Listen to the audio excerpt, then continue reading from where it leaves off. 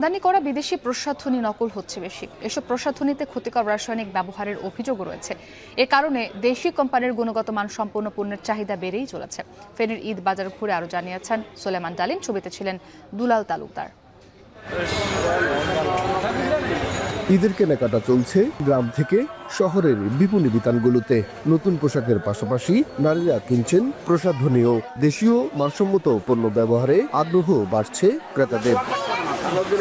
তো বাংলাদেশি পণ্যগুলো কপি হওয়ার সুযোগ থাকে না, তার জন্য বাংলাদেশি পণ্যগুলোর প্রতি আমাদের বিশ্বাস থাকে। ইন্ডিয়ান প্রোডাক্টগুলো এসেছে না, ইন্ডিয়ান প্রোডাক্টগুলো আপাতত বন্ধ, তো এখন আমাদের দেশীয় প্রোডাক্টগুলো কাস্টমার সাজেছে।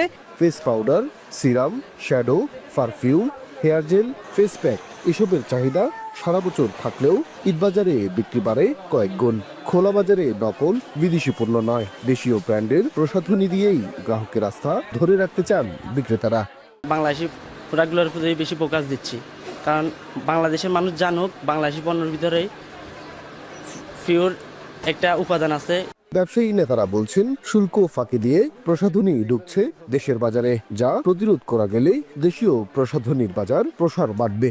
দেশীয় পণ্যের কসমেটিক্সের প্রতি মানুষ মোটামুটি ঝুঁকতেছে। আর এর পাশাপাশি ইন্ডিয়াতে বন্ধ হয়েছে, যে এটা কি পুরাটা বন্ধ হয়েছে এটা কিন্তু বলা যাবে না। কিছু কিছু চোরাপথে কিছু কিন্তু মাল আসতেছে। ফেনীতে প্রতি বছরই ঈদ বাজারে প্রায় 25 কোটি টাকার প্রসাধনী বিক্রি হয়ে থাকে। সোলাইমান ডালিম, এখন ফেনী।